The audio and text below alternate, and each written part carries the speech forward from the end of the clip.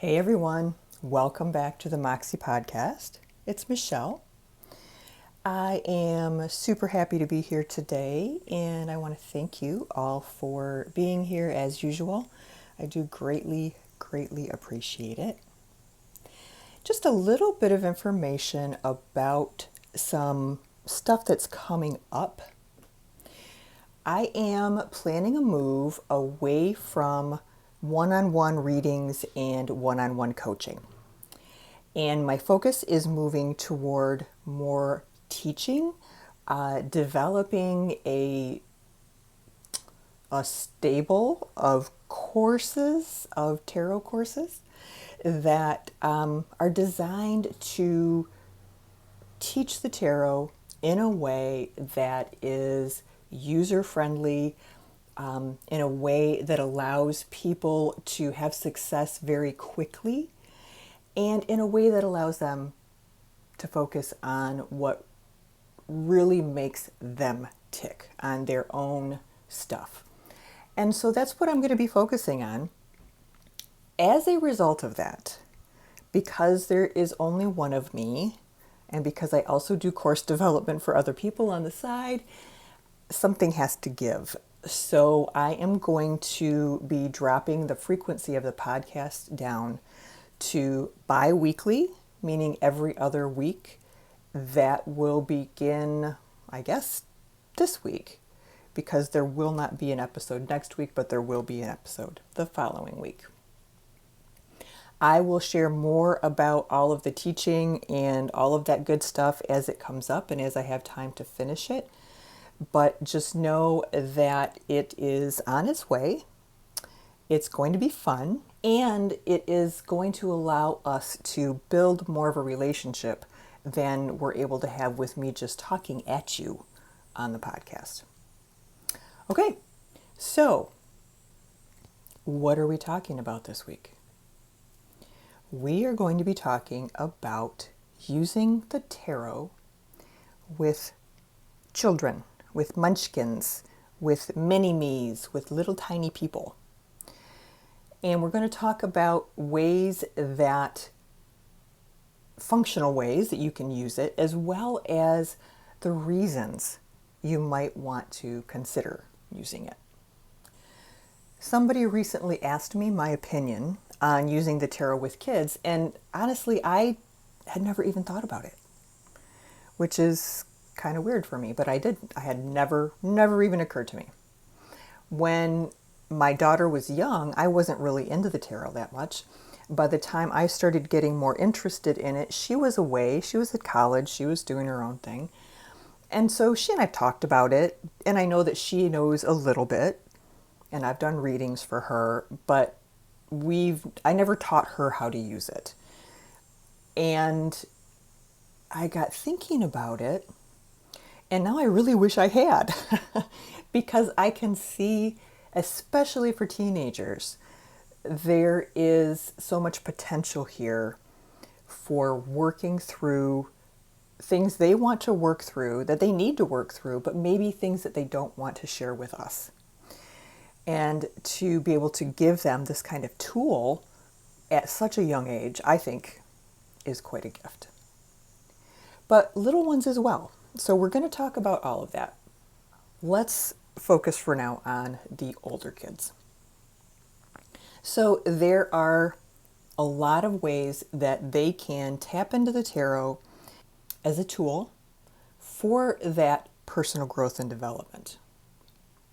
They can use the tarot to help them make choices, i.e. good choices, hopefully.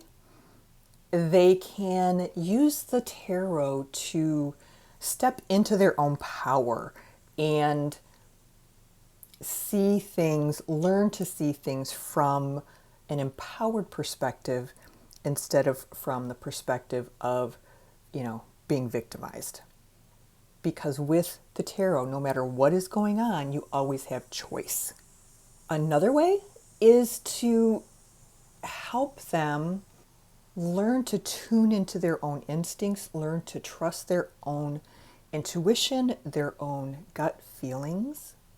How many times can you think back as a teenager when you had thought, this probably isn't a really good idea, but I'm going to do it anyway.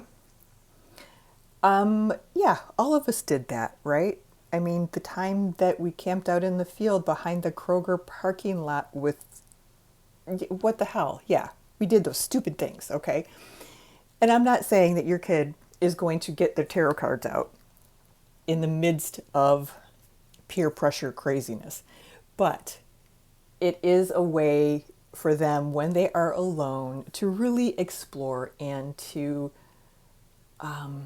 maybe learn to value themselves a little bit more and learn that, their choices have merit and their choices are important. And if they can learn how to tune into their gut instincts and trust those feelings, then maybe, by the time they're in college, they will have that integrated, and that will have been, at least in part, because the tarot really helps us to look at anything that we're willing to look at. And lastly, for the kids who don't have a spiritual foundation, for the kids who haven't already been going to, your church or whatever it is, it's an opportunity to develop or support a developing relationship to something higher than themselves. It doesn't matter what that is. It can be spirit. It can be their intuition. It can be, quote, their higher self. It can be a spirit guide. It doesn't matter what it's called. It doesn't even need to have a label. But the tarot innately, that's exactly what it is tapping into that, right? And tapping into those things that we want to know. So regardless of whether your child embraces that part of it, they're still going to be developing that relationship with themselves, with their spirit, with their higher self, and whatnot. And my personal opinion, traditional religion does not need to conflict with spirit, instinct, higher self, and vice versa. They can play nicely together. So what are some practical ways? How do they use these things? So to make choices, a 3-card pull. Should I do card A, card B, or card C? Which of these 3 things would be the smartest thing for me to do right now? Which of these things would be the most beneficial thing for me to do right now?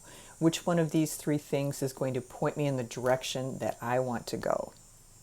Which one of these 3 things is going to empower me to ... Okay? Making choices. Talked a little bit already about not being victimized, about feeling like we're stepping into our own power. With the tarot, with the very simple readings that I just talked about, these simple 3-card pulls, it's a great way to internalize the fact that we always have choice. And choice is power. And when we have power, we can't be victimized. Now, it doesn't mean that they have, certainly they have power over anyone else. But when you have choice, it is easier to stand up for yourself, to recognize that you are not a victim, and that a lot of what is going on in their lives really is about choice. Mean girls at school, right? Well, instead of feeling victimized, we get out those tarot cards and we say, okay, we could do a lot of different things with this. What is making so-and-so be so cruel? And I know that sounds funny, but if you can get a feel for, what someone else is thinking. So to ask that question, what's happening is your child is putting themselves in someone else's shoes. And when we put ourselves in someone else's shoes, it's a lot easier to understand. It's easier sometimes to step back from the hurt, to step back from the pain, and to one of two things: either empower ourselves to say, screw you, you have no idea what you're talking about, or empower yourself to notice what's there that is going for you, right? So, for example, so and so is bullied at school and she comes home and she does this reading. What is the mean girl? Why is she doing this? What is she, what's going on in her life that is making her so horrible? Well, you might find out that she has low self-esteem, or you might find out that her family's having some financial issues, or you might find out that she's just a bee, right? Different things. So to find those things out, it's like, okay, well, here are my three options. I can have some compassion for her because she's got some shit going on at home. I could also just say, you're no better than I am, and sort of use the knowledge that you gained, or that they gained, the child gained, in this reading to help them recognize that they're not alone, that they're not the only one, that even jerky people have feelings, all of those types of things. I mean, there's just so many different ways, excuse me, that you can use this. So some additional practical ways. We talked again a little bit about their instincts and gut feelings. That, I mean, you can take that to whatever degree you want. I mean, you could quiz yourself and work on your intuition. You could do all sorts of different things with that. But what are some practical ways for kids that actually really are into the tarot, right? Kids who recognize the value, some of those old souls who see that before the rest of us do. Well, older kids are perfectly capable of doing traditional tarot. I would say, I don't know, around 12. And that's a generalization depending on how mature each child is. But I would say by age 12, a child can begin to comprehend some of the bigger ideas and some of the bigger concepts that the tarot is introducing us to. Meditating on the cards is another one. There are so many, you could call them role models in the cards. You could call them parental figures. You could call them gateways to intuition and spirit. Meditating on the cards. And when I say meditating, I'm not talking about necessarily, sitting and holding the card in their hand and saying and thinking about it. The meditation could be maybe a couple minutes of that, but then writing something that came to them based on that card, or doing something artistic based on an inspiration from that card, or meditating on the card from the perspective of what does it have to teach me, and asking the card some questions. Okay, High Priestess, tell me this, and this.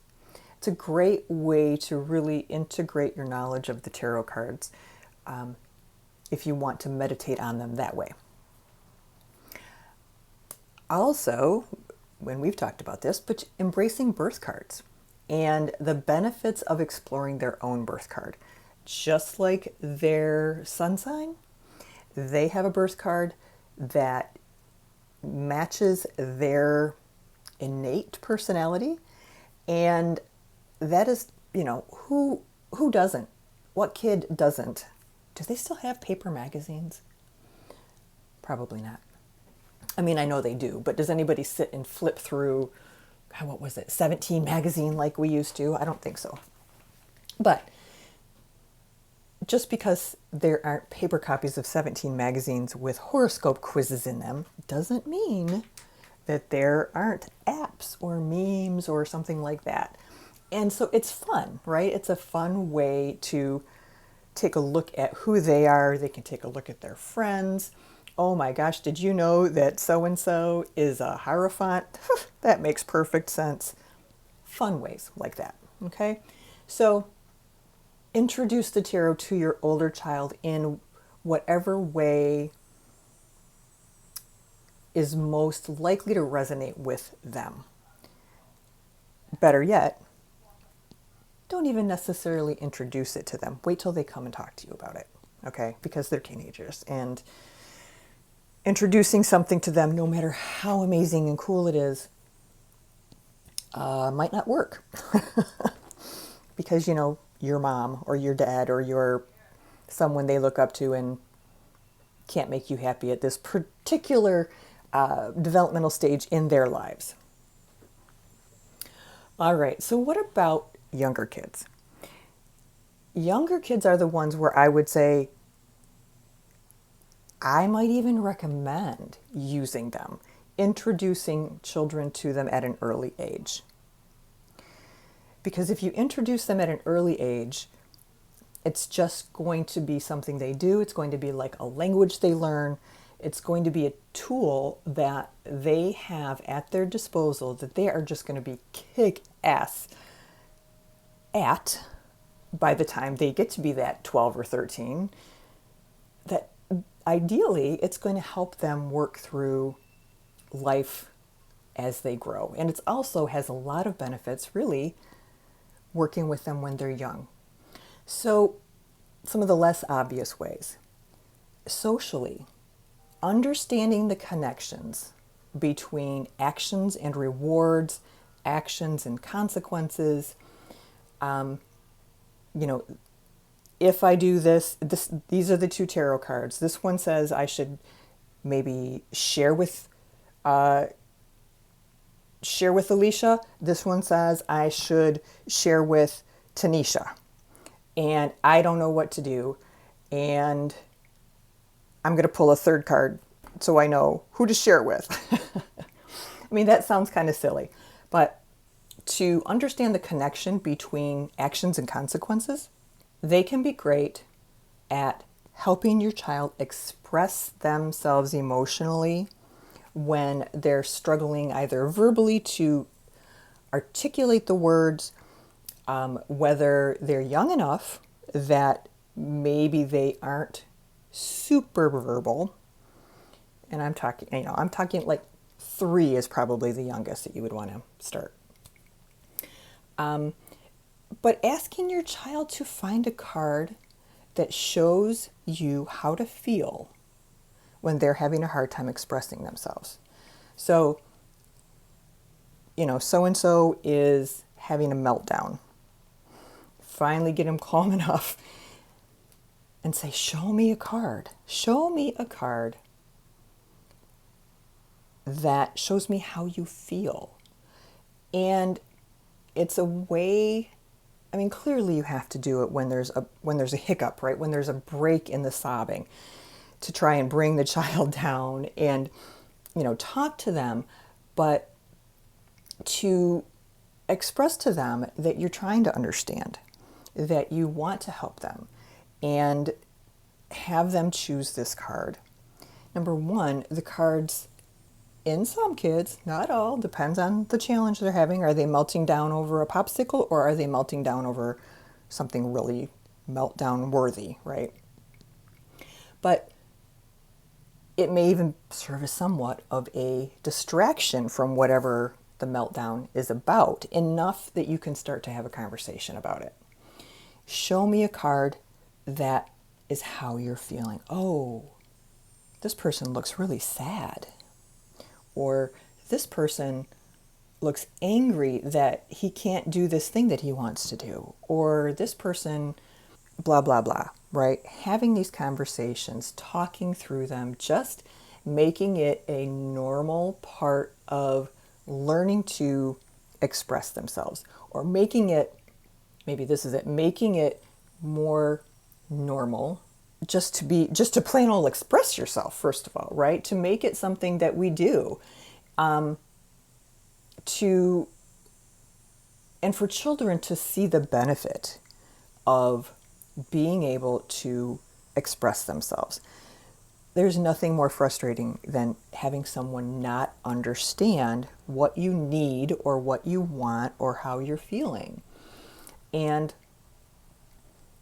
for us to put in that little bit of effort is certainly something that most parents would be willing to do.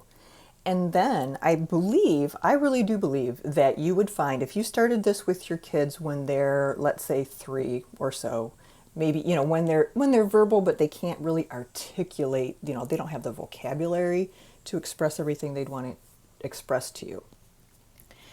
If you made the tarot cards a part of your day-to-day life, I believe, now I want a guinea pig child, I believe that the result would be a child with a stronger sense of self, a child with a better ability to identify their feelings, and a better ability to express those feelings. Could be wrong, but that would be my guess. All right, cognitively, I know this sounds silly, but I taught long enough that's like, oh my gosh, this would be so fun. You could do sorting games. You could do matching games. You could integrate role playing.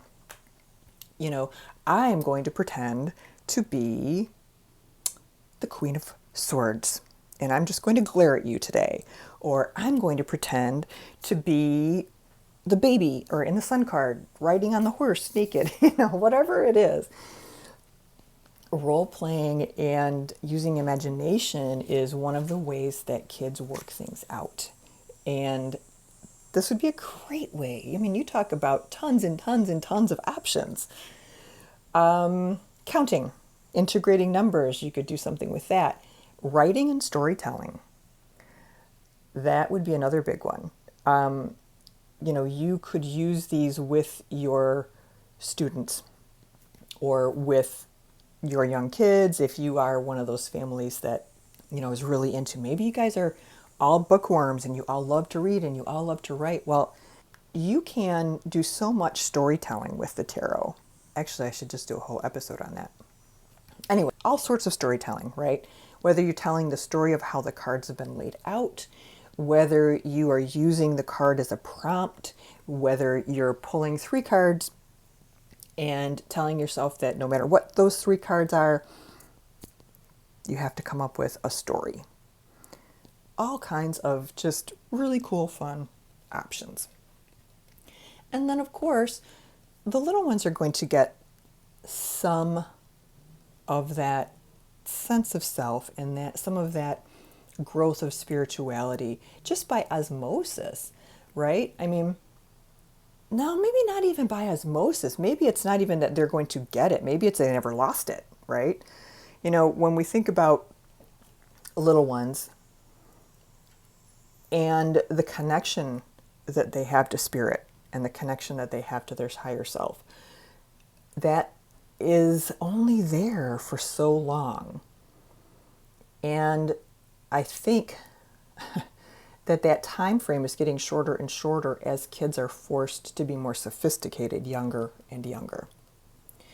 But the little ones do have this openness and this connection to spirit that has closed off for a lot of us. And to catch them before that starts to happen, or catch them shortly after that has started to happen, is likely to teach them to trust their instincts, to connect when they need to connect, all of those types of things that will just, again, be a part of who they are, what they do, another tool in their personal growth toolbox as they get older. Parents, you might also find that you get to know your kid a little bit better. If you're using your cards with a little person who cannot do the reading themselves, think you're going to find some really interesting things come out of their mouths based on the tarot. And might even want to keep a notebook around because I'm thinking some are going to be funny. Some are going to be profound, though. It's amazing to me what little people come up with, just how wise they can be sometimes. All right, so how are we going to teach kids to do the tarot? If you wanted to actually teach someone, well, it's pretty similar to teaching adults. Kids are smart. If they love it, they'll glom onto it, and they will more than likely learn it faster than you did. But it's pretty similar. You're going to want to help your child formulate appropriate questions. That's probably the biggest area, at least in the beginning.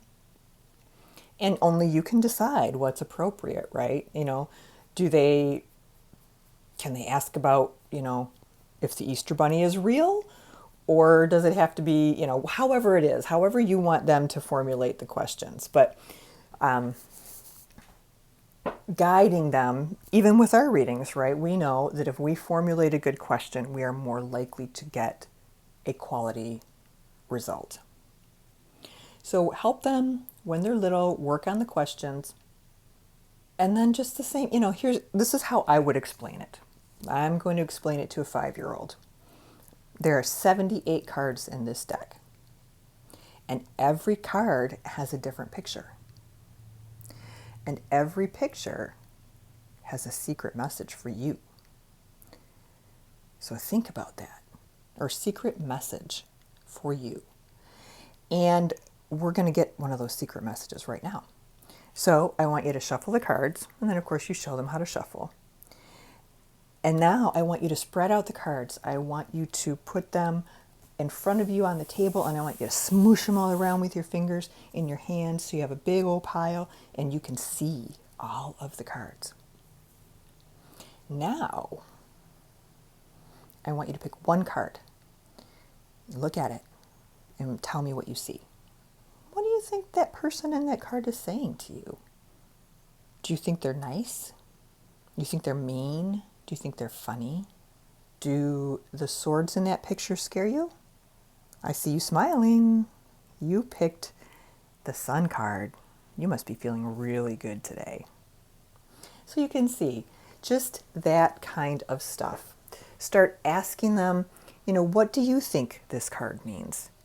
What do you think the secret message of this card is?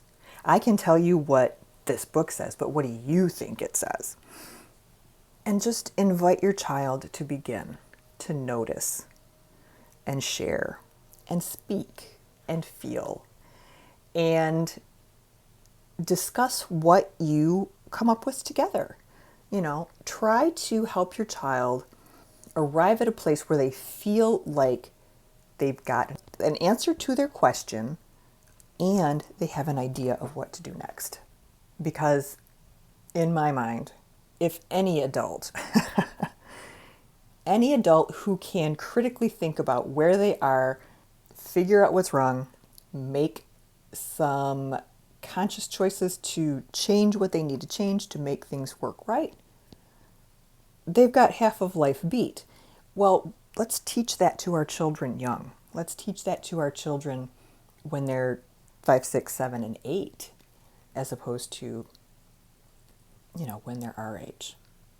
So I'm going to put a list of tarot decks for kids in the show notes because clearly not every deck is for every little person. My recommendation is always to look at the cards in detail before you give them to someone. But if you choose one of these decks, you should be pretty safe. And they're just laid out for beginners. Super simple, ready to roll, kid-friendly, mostly kid-friendly pictures. You're not going to find any... I keep seeing like one of those big-boobed fantasy women that you see on... Where do I see them? Oh, like art websites for digital art. And yeah, so... Oh, for the decks, yeah. Yeah, so they're going to be cute. They're going to be child appropriate. They shouldn't, they're not going to be dark. They're not going to be scary. They're not going to be edgy. They're going to be kid friendly. So, I didn't really think this through, honestly, a whole lot before I started recording, but I really do feel it's like, oh my gosh, I would love to have an opportunity to use this with kids, like truly use it and test it out and see to what level it has value, to see what are some of the more practical applications that cover, sort of in old terms, across the curriculum, right? How can we integrate this development of spirit and instinct and higher self and empowerment with whatever the heck you can teach them, matching, sorting, numbers, whatever, on the way to those lessons. All right. Well, if you have children, please guinea pig them for me and let me know. I'm super curious. Or if you have kids and you already use the tarot, maybe I'm just behind in the times and, you guys are like, yeah, been using this for years. Don't know where she's been. Anyway, that is it for this week. There will be no episode next week, but there will be one the following week. Hopefully by then I will have more information as well for you about courses coming up. I'm still trying to figure out the structure, where everything's going to be hosted, all of that kind of thing. So hopefully by then I will have some more information for you and how to find me and how to check out those courses. In the meantime, have a wonderful 2 weeks. Back to school time for a lot of kids. Enjoy all of that. Take care of yourselves. Take care of one another. Be safe. And I'll talk to you soon. Bye-bye.